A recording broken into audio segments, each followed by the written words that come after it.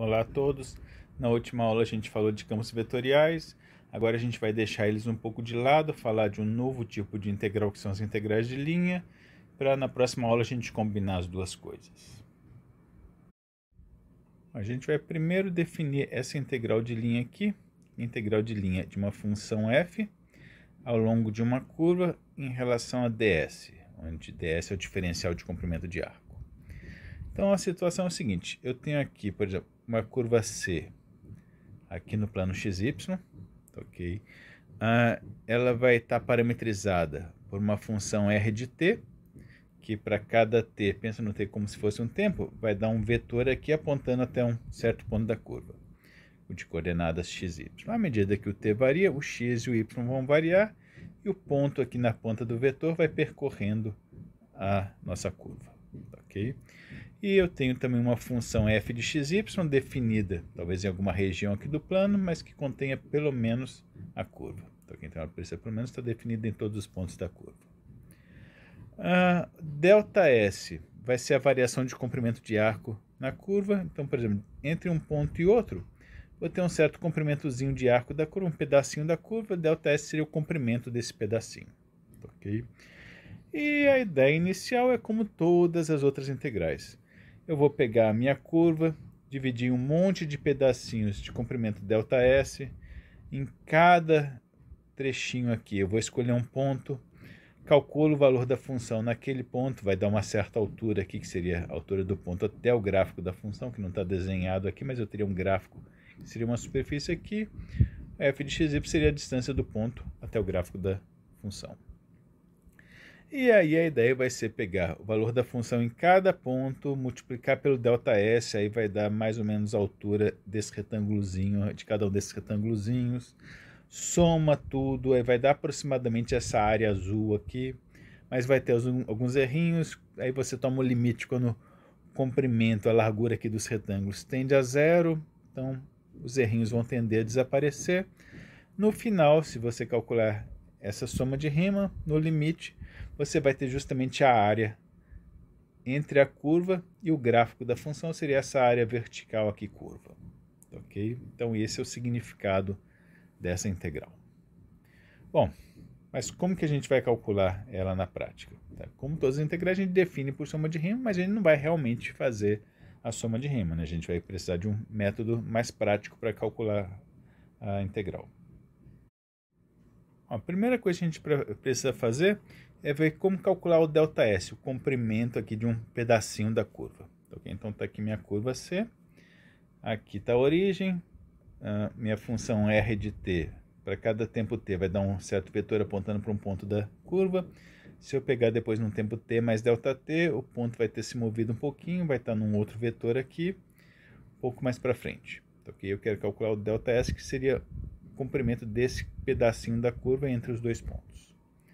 Bom, se você subtrair os dois vetores, okay, a diferença dos vetores vai desse vetor aqui ligando os dois, que eu vou chamar de ΔR, e vocês podem ver que o comprimento desse arco aqui é quase igual em comprimento ao tamanho do vetor ΔR.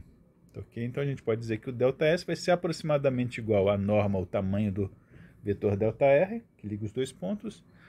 O tamanho desse vetor ele vai ter uma certa componente aqui ΔX, uma certa componente ΔY.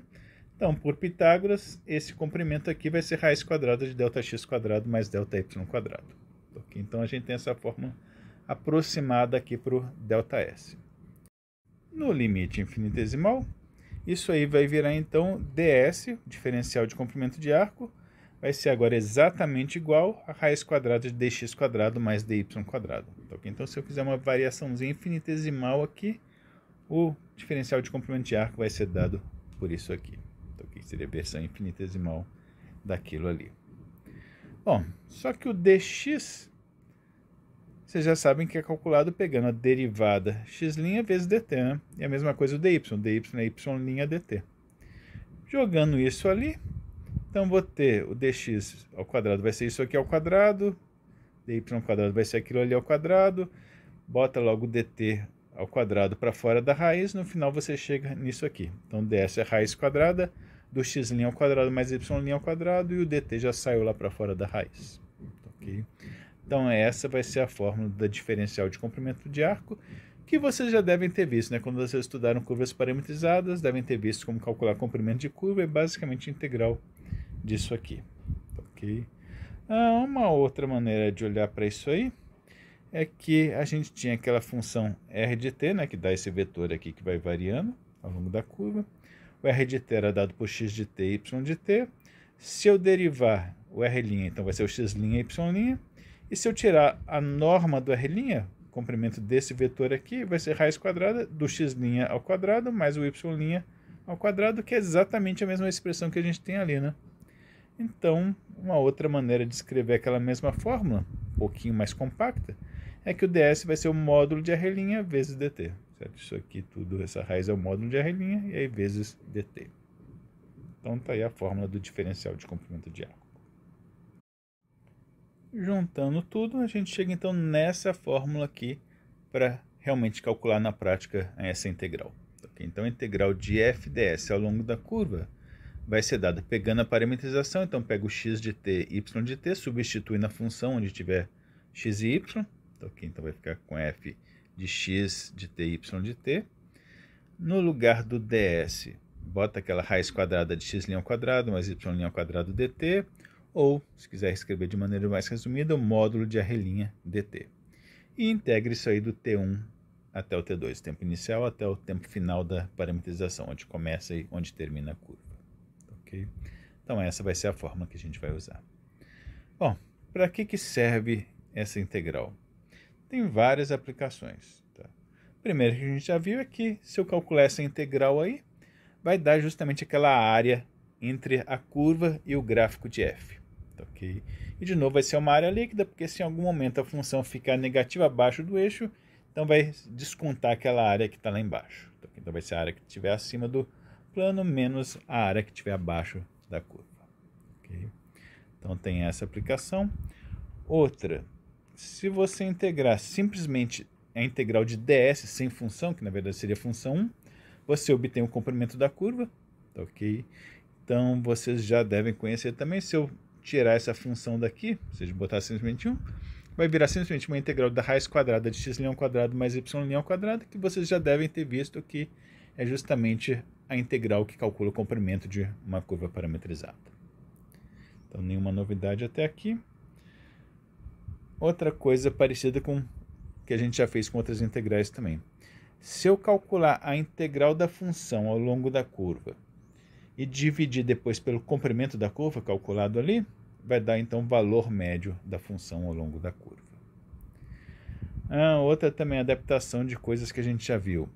Se eu tiver uma densidade ao longo da curva, pode ser densidade de massa, densidade de carga, o que for, eu integrar a densidade ao longo da curva, eu vou obter a massa total, ou então a carga total, seja lá o que for, ao longo da curva. E uma aplicaçãozinha nova que a gente não chegou a ver em nenhuma outra integral, mas que nessa aí vai ser importante, é que digamos que a curva seja trajetória percorrida por alguma partícula, e digamos que ao longo da curva tem uma certa força F, que por enquanto a gente vai pegar ela sempre tangente à curva, então não pode ser uma curva apontando para fora da curva, tem que ser tangente à curva. E aí se você integrar essa força ao longo da curva em relação a ds, vai dar o chamado trabalho, que é a quantidade de energia que é transferida para a partícula através da força, feita sobre a partícula à medida que ela percorre a curva. Okay? Então, uma aplicaçãozinha física em que essas integrais de linha são bem importantes. Depois a gente vai generalizar para forças que não precisam necessariamente ser tangentes à curva. Além dessa integral de linha de f ds que a gente acabou de ver, também existem integrais de linha de f dx e f dy. Okay? Que vão ser definidas de maneira parecida. Pega a parametrização da curva, substitui na função, só que agora, ao invés do ds, que apareceria aquela raiz quadrada de x' ao quadrado mais y' ao quadrado, se você tiver só dx, você vai simplesmente substituir por x' dt, se for dy, vai substituir por y' dt. Ok? O que significam essas integrais? Uma interpretação é o seguinte: eu vou pegar fazer de novo uma soma de Riemann, né? Em cada ponto calcula a função, que vai dar uma certa altura, então isso aqui seria a altura. Quando eu multiplicar por x' dt, que seria o dx, enquanto antes eu estava multiplicando pelo comprimento desse arco, eu vou multiplicar só por dx, então você medir só a variação na direção x, ok? Então é como se eu pegasse um desses retângulozinhos, que por exemplo está meio inclinado, e projetasse ele só na direção x. Então se eu calcular essa integral aqui, vai ser como se fosse a sombra, a projeção dessa superfície curva em cima do plano XZ. Ok? Então, essa área aqui me daria essa integral. Ok? E a mesma coisa essa aqui. Essa aqui seria meio que a projeção se eu pegasse essa superfície e projetasse aqui no plano YZ, certo? A sombra dessa curva seria mais ou menos aquilo ali.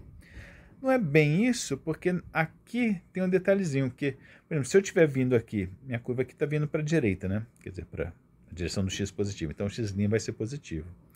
Mas aqui, na direção y, ela começa vindo para cá, então aumentando o y, depois aqui ela começa a diminuir o y, depois volta a subir de novo.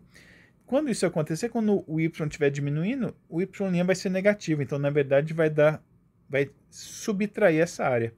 Então, na verdade, seria a projeção dessa área aqui, que está vindo para a direita, então vai projetar positivamente ali naquele plano, menos essa área aqui desse pedaço que o y está diminuindo, mais essa área aqui que voltou a aumentar. Então, é uma interpretaçãozinha não muito interessante, raramente se usa isso aí para alguma coisa. Então, essas integrais, por enquanto, não vão servir para grande coisa. Okay? Mas elas vão ser muito úteis como ferramentas para calcular integrais, que a gente vai ver depois, que são integrais de campos vetoriais. Okay? Então, por enquanto, só aprendam essa formulazinha, mas não vai ter realmente muita utilidade por enquanto. Okay?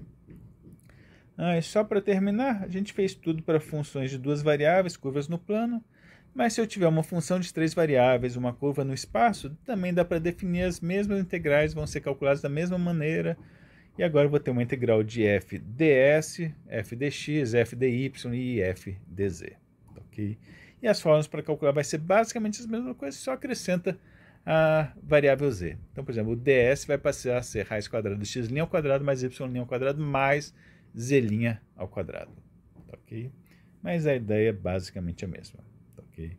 A interpretação vai mudar um pouco, porque agora eu não vou ter mais uma área entre a curva e o gráfico da função, porque minha curva já vai ser tridimensional, o gráfico seria quadridimensional, então já não tem mais uma interpretação tão simples assim.